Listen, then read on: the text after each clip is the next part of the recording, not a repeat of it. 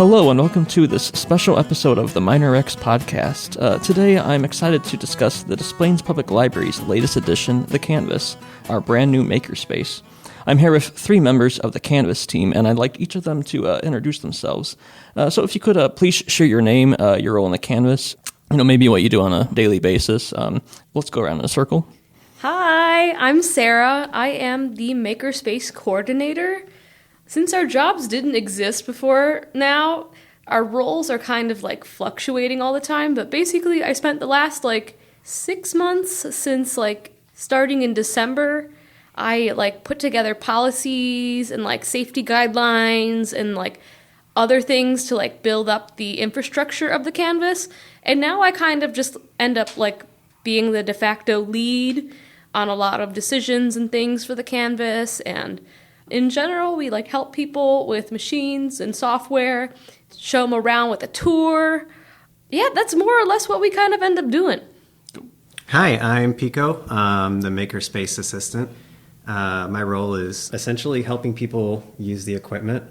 Every once in a while, I'll do a bit of a deeper dive or go down a rabbit hole with the equipment, just kind of gauge the capabilities of our equipment so that I can get people a little more engaged with, their own little projects or anything like that. So yeah, a big part of what I do is show people how to use the equipment so that they can be more educated on the possibilities of what they can do. And meaning you don't design motorcycle parts, right? I do not. Yeah, no, we definitely try to encourage people to not do moving components to something that goes in very high speeds. Combustible, perhaps. Yeah, combustible. Yeah, we're doing plastic parts. We're not doing metal parts. So definitely very discouraged. Okay. Yeah. And I'm Amy. I'm actually a reference librarian on the fourth floor, but on Wednesdays, I magically transform into a Canvas assistant. You're the sleeper agent. Yeah. I do whatever needs to be done in the Canvas on Wednesdays, but it's actually really fun because since I work on the fourth floor and I'm on the other side of the glass window, it's been fun helping patrons come in who have questions about the Canvas, as a point person for my team to answer those questions when the Canvas is closed. But also on the days that the Canvas is open, I'm in there helping out people, giving tours, basically doing everything that Sarah and Pico said, but on my designated Canvas day. All right, cool. The one topic I'm really excited to talk about today is just all the resources we offer in the Canvas, the cool equipment, the software on the computer. But before we get into that, I think we should probably define what a makerspace actually is for people unfamiliar with them. So basically, a makerspace is an innovation lab. It functions kind of like an art room, but also there's a component of science and maths too. Right now, ours doesn't really have a lot of robotics or circuitry stuff that maybe another makerspace might have, but we do lean into we've got the 3D printers which can make robot parts, or they can make cosplay parts or something. It's basically made to be a community hub for creativity and just making stuff. Cool. And real quick, I guess one of the things that we should probably state in the beginning is who can use the makerspace. So right now, Des Plaines residents can use the makerspace after they attend an orientation and have signed a waiver. Ages 15 and up can use the makerspace by themselves, and children between the ages of 12 and 15 need a parent to be within there with them at all times. Beyond that, so 12 and under, are not allowed to use the makerspace until they are of age. Okay. So that was Des Plaines card holders only? Yes. Okay. All right, well, with that out of the way, let's get into the fun topics. So I think we'll talk about the technology that you offer first. So I think we should just go around in a circle and say your favorite item that we offer and how much you've used it, if you use it for any interesting projects yet. Yeah. I'm going to make Amy do it first. Okay, Me? Yeah.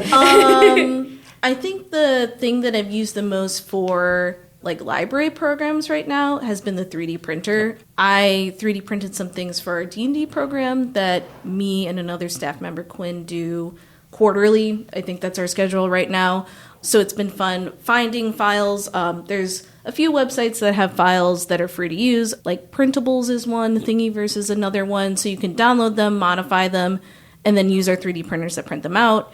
And then I know for Quinn, he just printed them and we used them as is. And then I took mine home and got a little extra and painted them. But it added a really fun extra element to our game. So it was a nice way to not only cross-promote the Makerspace to our library patrons, but it made the program a little bit more fun. So I like finding ways to use the Makerspace in programming opportunities like that. I'm still stuck on the fact that you pronounce Thingiverse like Thingiverse. Yeah, Thingiverse. Isn't that how it's pronounced? I always called it Thingiverse. Oh, it's Thingiverse. Because they're thingies. They're little thingies. Yeah. We'll have to call them up. Yeah, it's like, which one? GIF or GIF? Yeah, I feel like it's one of those things for sure. I wanted to ask a question about that. So you 3D printed the models essentially in the 3D printer, but you painted them at home. Could you, if you brought your own paints, could you paint them in the canvas? Or Now that we have mats on the tables, I think that makes it a little bit easier cleanup wise. Okay. For what I did prime mine with a spray paint primer. That's something you would have to do at home before you brought it into Or the outside, makerspace. or something like That is an that. outside only activity. And because I was doing it when it was so humid, it did have a dry down time that was a lot longer. What did you use to prime it? It's Tamiya primer, which is like for model painting. Okay. I know they sell it at Games Plus because it is for like miniature Oh, painting. that makes for so much sure. sense. So it's a very fine primer that's really good for filling in the ridges of 3D prints. But it's also something I had on hand. I think I would use something different. Like when Yeah. I've done it for cosplay, I've used like an automotive primer because it's a large prop or something like that. But since this was something small, I'm like, Become vehicle. pretty much, yeah. And then it's like sanding and all this stuff. But I'm like, this is just something from the library that I'm doing for fun. So a little bit easier. But I think for something like that, you'd have to prime at home. Or if you don't want to prime at all, then I'm pretty it's sure something Annie is putting together a paint and sip program yes, at some point. in July. July. So I'm pretty sure we will be able to allow people to paint. I just think we need to think about the procedures for it, or at least like, hey, we can't get paint on these very new things, so we're gonna like cover everything. Yeah, Yeah, maybe some and tablecloths or Yeah, something. I know we have tarps and stuff. We've been slowly collecting things Yeah. for that program. So we'll have the materials. And there's a sink in that room, which Yes. is great when paint spills and on you or other things. Yeah. Cleanup is a lot faster. well, like probably quite a lot of patrons, the 3D printer is the thing I'm most excited to eventually use. I always was curious because I see that when they're like 3D printed, it's the model, but there's like, I don't know what I would call them, like legs attached, Yeah. things that like hold them up. Like the Stranger Things looking thing. Yeah, they're called supports, but basically, since it's printing layer by layer, I think, Sarah, you say in the orientation, it's like almost like a cupcake frosting. Oh, yeah. Yeah, which I really like that analogy. But it's basically so when it's printing, if there's any overhanging edges, that it doesn't collapse on itself. Oh, okay. But yeah, they do look like, I think in the Bamboo software, they call them tree Trees, supports. yeah. And Yeah. it does look like tree But it's branches. always connecting to like the face, so it looks It like looks it's like some sort of It's like the always thing out of the connected. thing. Yeah. Yeah, or like- like a booger. Yeah, it's always connected to the Alien. nose for some reason. So it's the 3D printer software that adds them. The file itself doesn't need No, that. and it's temporary. They're very easy to take off most of the time. There were a few times, especially with the things that I printed for Quinn for the D&D program, where I completely broke the things that he printed, taking off the supports. And then I'm like, well, gotta do this again. Of course, he doesn't have a head anymore. Yep. But luckily those were smaller objects and it was fine. With the larger objects, taking the supports off is usually easier. And what's like the cost levels of, because it costs patrons to use the 3D printers, correct? Yeah. Yeah, unless they bring in their own approved filament. Oh, okay. We're only using PLA in the 3D printers. So it has to be PLA and again approved by the Canvas. But right now the average price is 10 cents per gram, right? Which is wild. So very low Bonkers. cost. I think if I totaled up the cost of everything I printed out for the D&D program, it would have probably maybe been for Quinn and I's materials $2, Okay.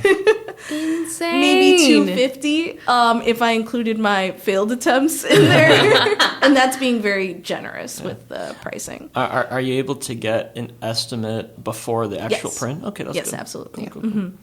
Well, I think that's all the questions I have about the 3D printer. Yeah. Pico, if you want to share your favorite. Yeah, I mean, initially it was the 3D printer I because it stole was your so. answer. Well, initially, it was. It's such. I think out of all of our equipment, the 3D printer is the most spooky. But once you approach it, it's actually the easiest piece of equipment we have. It's a printer, so you download something and you click print, and then it does all the work for you. I did not expect to like it as much as I do. It's so fun. Yeah.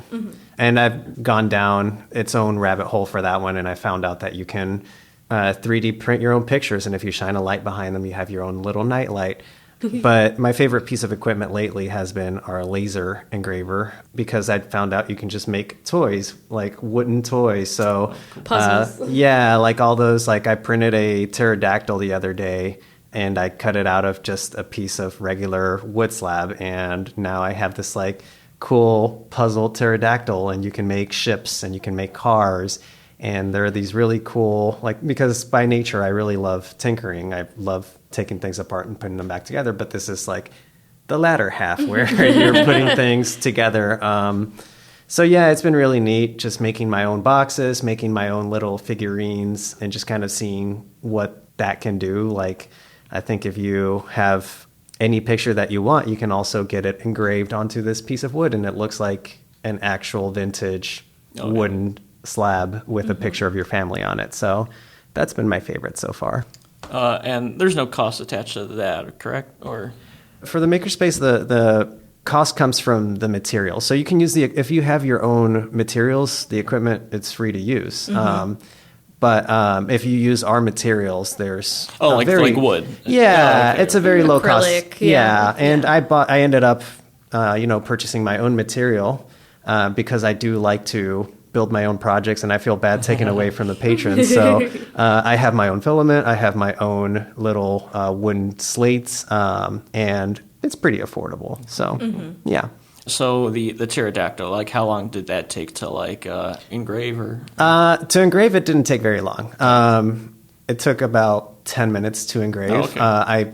Most of the time was spent finding the file and then putting it together. I have shaky hands, so putting it together took like half an hour because it's very like Fragile? precisely fit. Yeah. Yeah. Oh yeah, I ended up breaking a lot of the pterodactyl's ribs. It's at my house. Yeah, I made a cat, and the cat doesn't have legs. Yeah. But this is a pretty fast machine compared to like the 3D Oh printer yeah, then. the machine is really fast. Yeah. And then Sarah, do you want to share yours? So Pico stole mine. I see how it is. So I guess we're just stealing people's favorite machines. Yeah. But honestly, I like everything in the canvas, so it's really not that hard to come up with another one. I really enjoy our thread machines. So we've got 8 sewing machines. We have a serger, which is also known as an overlock machine. And then we also have an embroidery machine. And like the last two, the serger and the embroidery machine, are so cool. I've never like been able to use one before because they're very expensive and they're like super professional. With the embroidery machine, you basically take a design, upload it into Hatch Embroidery, which is another like super expensive software, and it transforms the file into an embroidery file that the machine can read. And then you plug that into a USB and then put that in the machine itself, and it like literally makes the design out of different color threads. And all you really have to do is watch it to make sure it's not like tangling, and then like swap out the different color threads for the parts of the design. And then the serger basically is similar to a sewing machine. So like the sewing machine has a top thread and a bottom bobbin thread, and that's how it makes a single line. Whereas a serger has 4 threads, and that thing basically like braids a whole interlocking sort of seam to make it extremely strong and to finish off for like hems and like other sorts of things. Hems is not the word I'm looking for, but it's the closest thing. So I have been working on the worm, the capital worm TM for the 4th of July parade, because 40 years ago we used to have a bookworm that staff would parade around, and he's long passed, so I rebuilt him. So I've been using the serger to basically sew like yards and yards and yards of fabric together to make it sturdy and available for like moving around in a parade so it won't fall apart. It's really cool. You can use it for cosplay, you could use it for making your own clothes. I'm pretty sure people use it for quilting too. No, I'm going off on a tangent. Oh no. That's cool. That I didn't even know how you made the worm. Worm! Well, one thing I wanted to mention, actually, so there's usually a blog post attached to these podcast episodes. If you could just provide me with any pictures related to any of the art that you made, that'd be I've pretty got cool. worm pics. Yeah. When I went to the canvas earlier today, to say a quick hi, I saw it. Yeah, it's massive. Yeah. You could put Gerard in there. I could, yeah. The Jurtle? Yeah, we have a mascot. It's a turtle, giraffe turtle. And Amy hates him. Yeah. You're I a also, hater. What's his I name? also hate the worm. So What? Gerard? Isn't it Gerard? It's Gerard. That's Gerard. a good one, Yeah. That's almost giraffe turtle. Yeah, exactly. I mean, to answer my own question, I barely used any of this equipment before, but I like the button maker. Oh, button makers are great. I Yeah. feel like you've used a fair amount of the equipment that's in the media lab, actually. Well, I was gonna So it's a good segue into that. The media lab. That's the thing I'm just very excited to use. So there's a computer. There's like a MacBook. We've got a PC and a Mac, yeah. And if you could just describe what the media lab computers are, real quick. So we got a lot of digital converters. We have several drawing tablets in addition to several laptops and several iPads. What else do we have? The Epson scanner is really Oh, nice, that. which is part of the digital conversion stuff, but it can convert multiple things at a time. So we've had Film. we've had a patron coming in to convert slides, and it can do 30 slides at a time. Oh, wow. So you're not sitting there the previous slide scanner that we had available for checkout could only do one slide at a time, and the quality was okay. And this, you can really bump up the quality to super high if you really want to, where each file is 35 megs. Amazing. But you can do 30 at a time, and so it's a real time saver. And you We've can do, got the History Center coming over now, on a regular too. That's very nice, yeah. But that's a really nice feature. And we have a standalone converter too for 8mm and Super 8mm. So that's great as well. And eventually we will have an audio interface and a condenser mic. Mm-hmm. But they haven't arrived yet. I keep saying this every week at orientation. And I'm like, they're not here yet. One day. One day. So similar to the previous question where we went in a circle and talked about our favorite piece of technology, I did want to go around in a circle again and see our favorite piece of software featured on the Media Lab computers. Since Amy started, how about... I'll go first. Yeah. I was going to jump in first anyway, Okay. since everyone stole we'll- my we'll do question- reverse circle. or my There you go. answers, I should say. So I'm the most excited about Clip Studio EX. Either it's EX or Pro. It's the one that's hella expensive that I don't own myself. Oh, Paint EX, yeah. Yeah, Paint EX. It's basically the software, the leading software for comics and graphic novel creation. It has a lot of built-in comic composition, panel, little word blasts. It's got a lot of built-in tools for creating comics in the way that we understand and use them and know them. And there's also a lot of built-in, references. There's physical poses and backgrounds and other things that you could use to help guide where you draw and make your background. It's kind of hard to explain. But that's the one I'm the most excited about, especially since the one that I have is a lesser version. It doesn't have all those extra fancy things in it. And I do a lot of graphic novels and illustration on my free time. So I'm going to have to come in. I'm going to take several so that Amy has very thank few you so to work much. with. To make her sweat. Honestly, prior to starting to work here, I hadn't worked with Procreate or Procreate Dreams. And because of seeing the capabilities and what you can achieve and how easily you can achieve it, I ended up buying my own iPad once I started working here.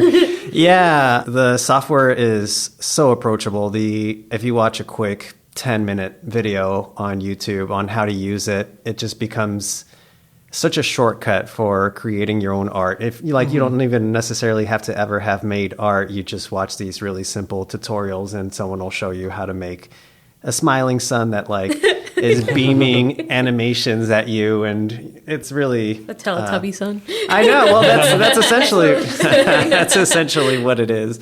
So yeah, when I go home, a lot of my hobbies revolve around making stuff, and so lately that's what's been my obsession, has been learning how to make things on Procreate. So that's been my favorite software. This is a drawing software. Yeah. Yeah. It's not really photo editing. It's No, You can, technically, but yeah, that hasn't been the Not the nature of how feature. I've been using it. Okay, Yeah. I just think of it as like a competitor to Photoshop, but like Photoshop, it's like multiple things, but yeah, the drawing aspect.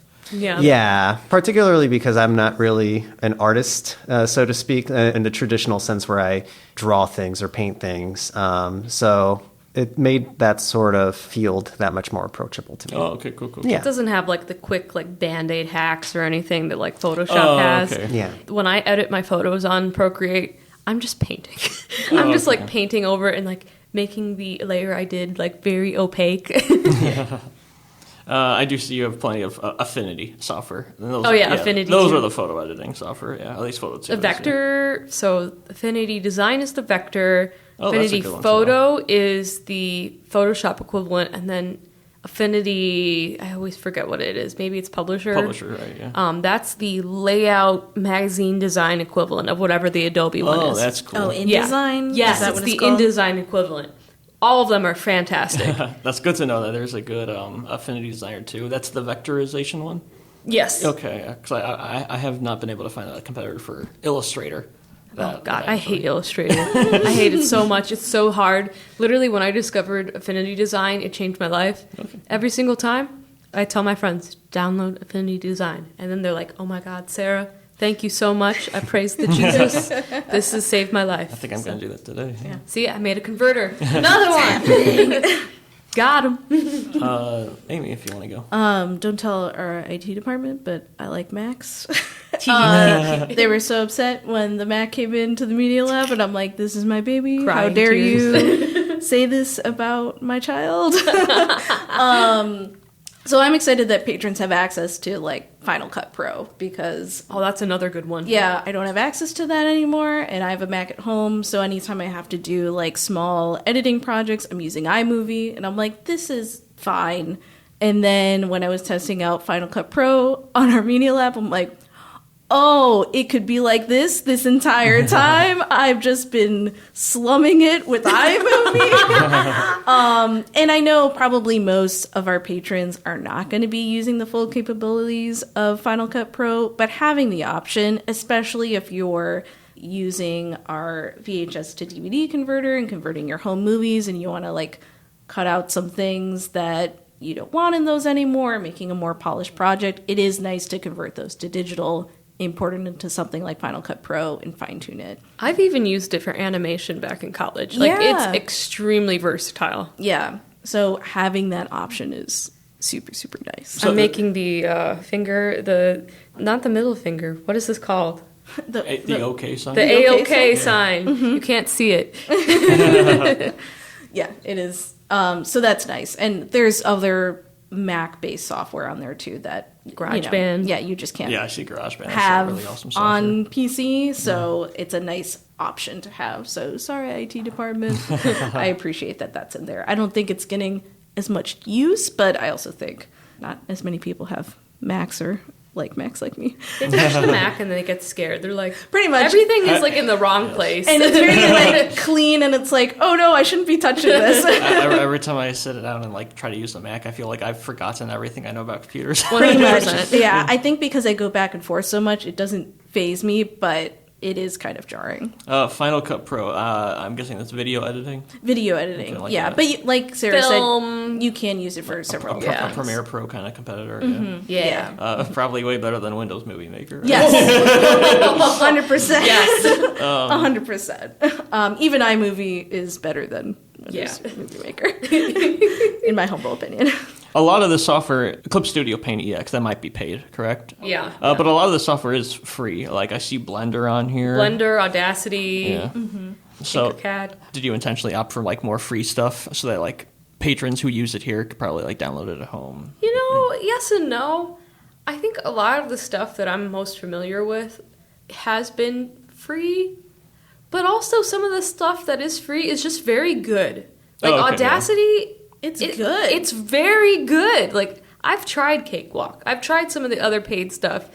It's not as intuitive. Audacity's free. And this is an audio editing software, by the way. Yeah, and like Fire Alpaca. It's free. And it's extremely, like, the you don't have to have like super high processing power on your computer, because that was the thing. Like when I used to have Photoshop, it was like a bootleg stolen version when I was in 8th grade, and my computer was too slow to handle it. Whereas like stuff like Paint Tool Sci or like Fire Alpaca, it was like a much simpler program, even though it had all the painting capabilities.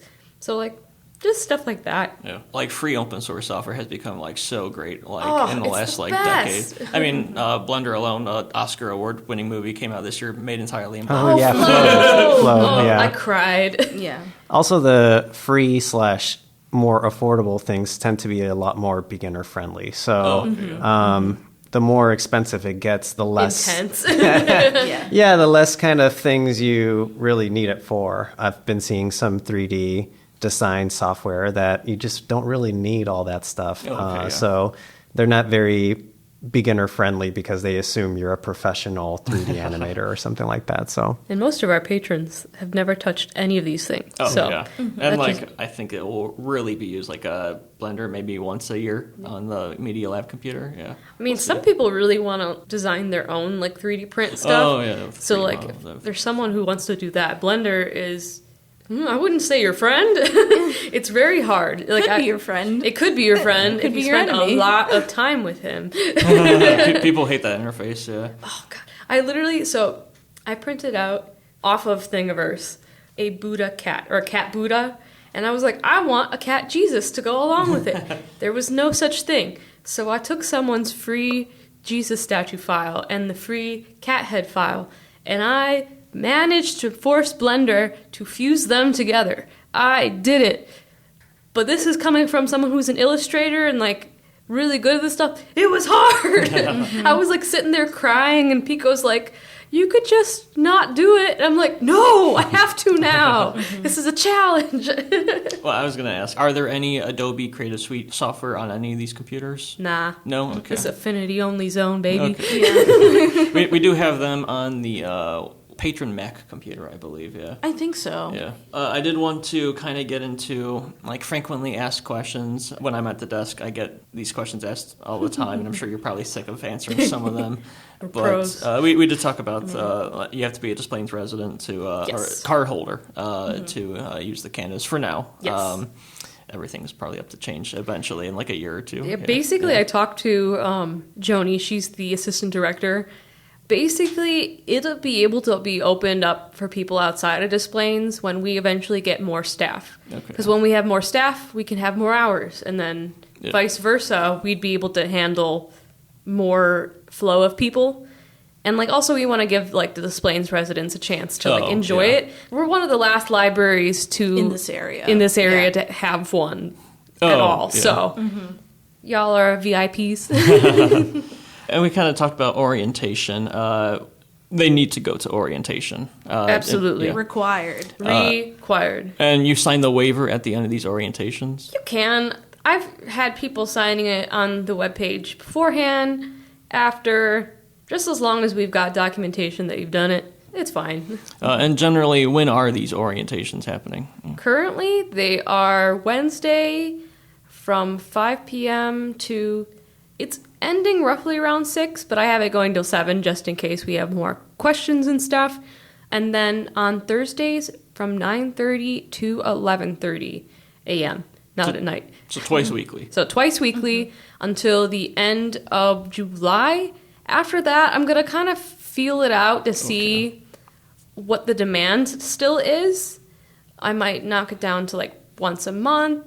Might just knock it down to like people coming in and like sitting with a laptop. It really depends on what we still need, because there might be still people in like greater quantities than we're even covering now. Because I know at least 125 people have attended orientation since the start of May. That is not the entire city of Des Plaines. We have 60,000 people. Yeah, so you never know. Well, going off of that, I mean, in a year from now, will they still need to go to orientation, or you just don't really know yet? Yeah. Orientation all day, every day. Okay. Important for safety. And speaking of safety, one of the questions I wanted to ask is if you could just like go into the kind of safety procedures in general, because obviously a lot of that equipment is pretty dangerous if you don't know what you're doing. A lot of the stuff is very hot. Pico Yeah. would know. Or stabby. Or stabby. Yeah, and that's the entire gist of the orientation is what materials can you bring? What is flammable? What produces toxic gas. fumes? That's another part of the reason why we have a waiver is if you're short-sighted enough to stick your hand in something that's moving, that's kind of the purpose of having these things is like that you're aware that some of these machines have moving components and that you shouldn't put your hands in those moving components or play around with hazardous materials and just kind of stick with our approved materials and guidelines. So, yeah, that's the main gist of it. If there's a fire, just to let us know. I don't think, and I don't want there to ever be a fire. No fires, please. And don't go using the fire extinguisher yourself. So, like, for example, the laser cutter is like $25,000 worth of machinery. And that's probably the most likely thing to catch on fire, if anything. And we'd rather not, like, gunk it up and destroy it with a fire extinguisher, marshmallow fluff, whatever you want to call it. It's easier for us to, like, take a wet rag and, like, put it on a piece of wood. And then we save the machine and our lives. Yeah, we can also just turn off the machine. Yeah. We also have the fire blankets, right? We've got fire blankets in every single corner. Gloves and Heat Yeah. gloves and... Is there any like a piece of technology that like the patrons just like can't touch? Like they can bring in the project, you know, with the 3D printer, like they can bring in the file, but like is there anything like you can bring in the project you want to work on, like the laser cutter, but you can't touch it or something like that? Honestly, that's most of the stuff in the sense that everything kind of functions like a printer. Yeah. So with the exception of like the sewing machines, the laminator, the serger, the button makers, most of the stuff is you design something, you send it to us, and then we send it to whatever machine it is, because there's just too many fine, like, software-y type things that if you don't know what the material requires, you could easily just, like, set something on fire or break the machine. And for that reason alone, like, the staff moderates it ourselves. Okay, yeah. And a lot of the machines will just turn off if you try to open it while it's running too. Yeah. For this reason alone. It's like, don't stick your hand in to this machine where there's a laser that cuts through wood. It's Can like I they thought get a free ahead. tattoo? Yeah, exactly. Yeah, it's exactly like Pika said. It's like they thought ahead of like, someone will do this and we don't want to get sued. God. Yeah, and besides, there are a lot of, not a lot, every once in a while there will be an issue where you have to troubleshoot something like that. Like the 3D printers, the filament may get tangled or there may be a jam somewhere. And yeah, we'd really... Spaghetti time. I've seen videos of stuff like that happen. Yeah, we would really like it if the patron doesn't take the machine apart at that point, you know, and start trying to unclog something. Well, our also other, like, surprising, like, troubleshooting thing that we have to, like, make sure the patrons don't touch is actually unplugging the tables, which have, like, charging ports, and unplugging the machines. So, like, one of the weird parts of the construction of the canvas is that half of the outlets are motion sensor detected, which is not great for, like, creative machinery that is really expensive. Because if it doesn't, I was sitting in the room. I was there, we were running a 3D print. It didn't see me, and it just turned off the 3D printer, like, mid-print. You became invisible. I was invisible. So, like, not only is that not great for, like, the print, but also having the machines, like, be shut down over and over and over again. I don't know if any of you have ever had, like, a PlayStation video game system. Those things are always getting mad at you for shutting it down improperly for, like, great reason. Like, because it will, like, break the firmware and, like, the software attached to it. And then you will not be able to access the things that are, like, in your machine. And, oh, wow, what does the canvas have?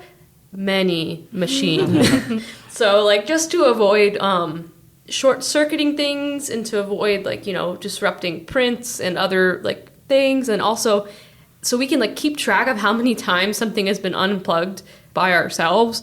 That's just, like, another weird thing that we have to make sure that people don't do. Because, like, otherwise, we all just, like, take plugs from outlets and unplug them and plug them back in whenever. But, yeah.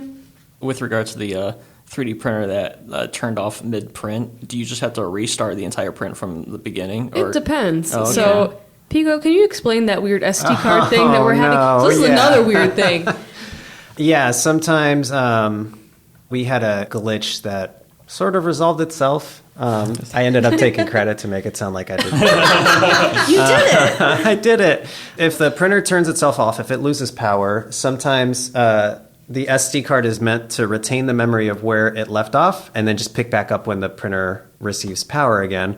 But we've had glitches with our SD cards where they don't remember, and then the printer wakes back up and starts flipping out because there's stuff in there, and it'll start trying to recalibrate itself with a print halfway in there. And so it starts Dragging it it starts around. mopping the printer bed with whatever design is already in there, and then starts oozing goo everywhere. gosh. And then, yeah, that's why we say just leave it to us. We've also had some, Oh yeah, the Canon printer had issues. yeah, It's the it same shut off. outlet thing. It shut off mid-update. So that's a very big no-no for any software updates is it losing power middle of the update. So we've been just kind of working with that and just, yeah.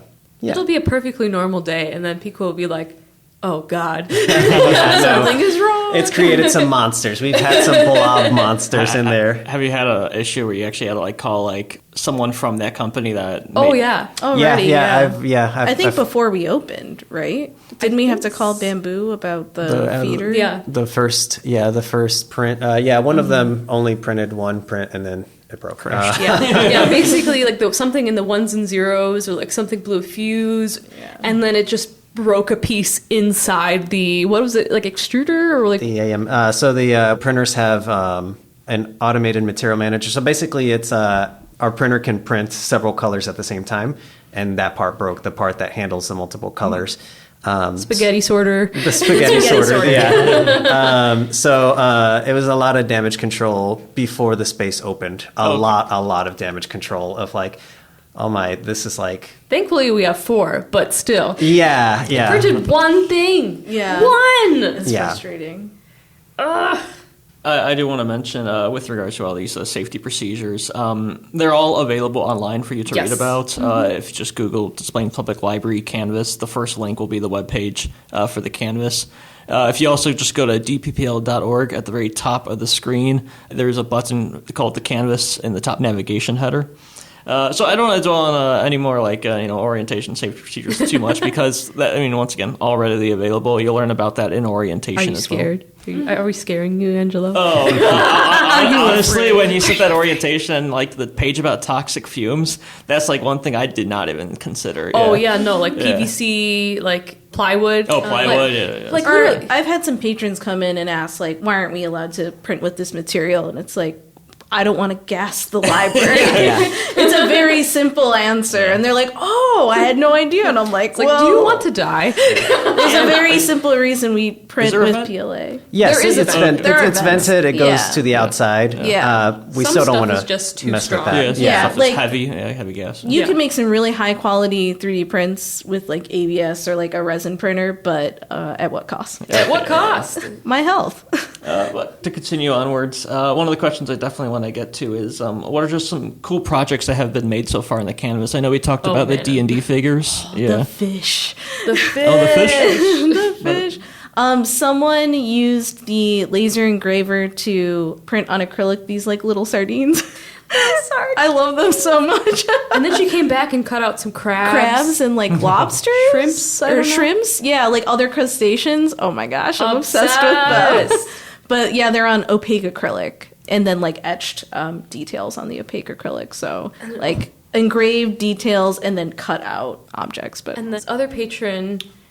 Oh my gosh, Pico, you want to tell them about that? Oh yeah, he made a literal robot, a It's little so tiny cute. robot that waddles around. it's so cute. He put in all the circuitry, but everything else was printed, and he sent us this great video. Everything else was printed using my our God. equipment. Where's the video? We have it on our screen that we have in the Canvas, but We I can mean, send maybe it to we you. could. Yeah. Yeah. I For was the gonna, blog. I was gonna say, should we actually be on the website? Yeah. With asking like patrons to send you the stuff, is that a part of like the waiver? Like anything you make in here, like could use in promotional material? Or Oh, I mean, I didn't No, do but it'd that, be no. nice. No. We kind of just asked. I think it's like under the same blanket library policy of like if you come to a program, like we can use Yeah. your stuff. But I feel like you're both very good about asking, like, can I take a picture of this? Yeah, and You know? everybody's been really cool about it. Most Yeah. people are just concerned about, I'm dressed really bad, so just make sure not to include me in the picture. We'll be like, oh, that's fine. Object only, please. Yeah. Yeah. For me, my favorite is whenever someone comes and digitizes their picture slides. Oh, yes, That those. nostalgia So that hits cool. them. Yeah, They're there's so happy. Yeah, Aw. it gets really emotional. One of my favorite patrons comes in and he puts pictures that he hasn't seen in decades of his grandpa or his like great grandma or something like that, and you get to see them being married, and it's just seeing that part of their history. Even the History Center, as Sarah was mentioning earlier, bought in some slides, and just kind of seeing people reminisce with everything. They get to see it on an actual monitor instead of this tiny 2-inch slide that you have to squint at. And it looks better too. Yeah. Like that's the thing. It looks awesome. Yeah. What else have people been working on? I know someone brought in their duvet off of their bed and like used the thread machines to like sew up the edges. Oh, to fix it? Yeah, to fix it. Another person came in and was just like hemming their clothes. Like, it's awesome. It's happening. And I know another woman, she's going to bring in her whole quilting project. So I'm excited to see that. Yeah, me too. I'm excited to see how she uses the space for that. I've never done quilting before. Yeah. So I'm interested. Just a little scared. What are some events either that you've already hosted or that you plan on hosting in the near future that you're excited for? So basically, the one official Canvas program that I'm running is the Life Drawing in the Library. It meets on the first Saturday of the month, most of the time. I think in July it's going to be maybe later because of the 4th of July weekend and stuff like that. That basically we have a life drawing model who stands in the middle of the room, and then everyone just kind of like sits around drawing the life drawing model to like study their like muscles and the way fat sits on the body and stuff like that. And I must add, the model is clothed. I know in a lot of other places it is actually nude modeling, but since we're a library, we can't. We'd scare Forrest, our security guard, Since too the walls badly. are glass. And since the walls are glass as well, I've been here those Saturdays. I can attest. Clothes are on. I can see. I used to host this in the Commons room on the 3rd floor, but now it's in the Canvas because I'm no longer teen librarian. I am upstairs. We're moving on up, baby. So that's definitely the one that's consistently Canvas programs. In the future, I hope to have like a sketchbook club or other like maybe a cosplay like lab at some point. But right now we don't have enough staff members. Oh, yeah. I know a lot of other staff members in the library, though, are going to occupy the Canvas when it's closed, technically. So, like, on the Tuesdays and Thursdays, essentially function like staff program days. So I don't know if you guys know if there's anything coming up. Well, the Arts Council has like the last Thursday of the month as their. Oh, do they? Okay, that's great. And I wish I could remember when their program is. Don't they have one? Is it in June or July? I think so. They might be redoing that flower plastic program. Okay, because I know they possibly. have the like paper making thing coming up. Yeah. Paint and Sip, of course. Paint and Sip is coming up. Every other month, I do a planner and journaling meetup that it used to meet in the forum, and now it's in the Canvas, and that's usually like the last week of the month. And they've been really excited to be in the space because now it's like we can use the Cricut to make stickers or decorate our journals, and it's been fun thinking about how to use the space to be like, what can we do in like the new year for your planner? I don't know, but I'll figure it out by January. Right? I don't know if other staff members have planned anything in space, but I know even some other people who do our computer programs have been thinking about like how to use Canva to design things and then like bring us into the Canvas and how to use the thing you designed in Canva and use it to make a mug or something on the Cricut. So it's been a lot of... Yeah.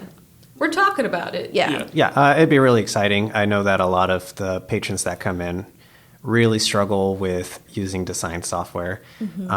So it would be definitely nice to have a set time each month to have people come in and have someone who is educated on how to use the design software break it down so that it's approachable, because it is. It's just getting past that hurdle of what do these menus do and where do I attach pictures. But I think once it's kind of been made into a base of like, this is a really easy to use software, I think we definitely get a lot more engagement. Yeah. I think they're just mostly scared of the designs. Yeah. So we're like, yeah, they're all printers. You got to design your stuff. And they're like, ah. Yeah. I was scared prior to even starting working here, and I had already worked at a makerspace prior. Yeah. But I saw that equipment list, I saw that software list. I was like, that's a lot to remember. I think one-on-one appointments would be really awesome, though. Like, I do want to say though, the library does offer like Udemy, like free Yeah. Udemy Creative courses. Bug. And Creative Creative Bug has Bug, been great. Yeah. Yeah. I'm sure all those softwares you could probably find one video tutorial. There definitely Oh, is absolutely. some stuff. I remember looking up. I feel like if Creative Bug has like kombucha tutorials, I'm pretty sure they've got like They definitely have things for like the Cricut and like Yeah. sewing machines, Yeah. like that kind of stuff. Not really for the 3D printer, or laser Nah. engraver, Okay. but for like the more handicraft machines that we have for sure. I wanted to quickly respond to you, Amy. You said the Art Guild, or what was it? I want to say, when they come in and they host an event in the Canvas, do you still need to be in there, or? I think we will still need someone to be in there. Okay. I don't think it needs to be one of us necessarily. Oh, okay. Yeah, because it's on one of the days that the Canvas is closed. So their first Art Guild event is actually this Thursday, which wow. is June 26th, and it's making paste papers for collage, card making, and book making. But I think they're doing it the last Thursday of every month. So organizations, they can book the Canvas, similar to how organizations can book conference rooms on the first floor, like conference rooms A and B, or is it only specific groups? I think it Only functions like specific individuals. Oh, okay. Anyone, if there's like an organization that really wants to use the Canvas, they'd really have to go through Joni or Lori. Oh, I see.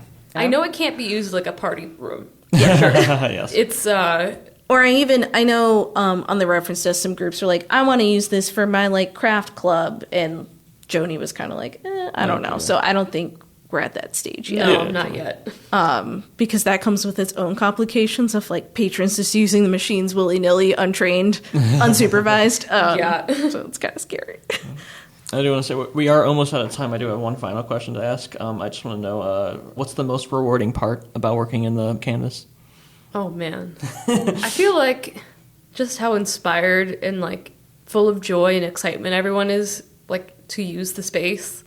Like people will come in, they'll talk about how awesome it is and how like excited they are to like finally have a space like this to use, and then they make stuff, and then we're just like, I never knew, like I didn't know you could make that like with this. Like we've been sitting here doing whatever with this. We're like making fish or something. I don't know, making a bunch Usually of fish. cats or something. Yeah. And then we're like, you use this to make it's just like the collaboration space is awesome. And like I feel like so full of joy and inspiration like every day. For me, it's helping those that don't necessarily or have never been able to access this equipment, myself included. I've never had a laser engraver that's worth, several thousand.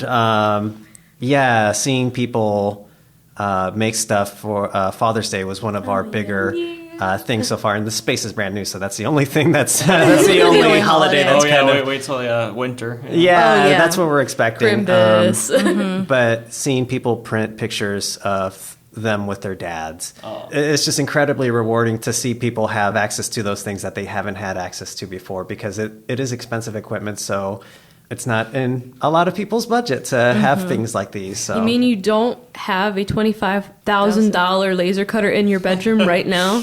Not legally. That used to be the size of my bedroom in some apartments. I know, that's the size. Yeah, that's literally the size of like real. my bathroom. Like, Yeah, like it's crazy. I don't know where That I'd was a put that thing. down payment for my condo. Right? Like, it's expensive. Buy a car with that. Yeah, no, really, for real. Amy?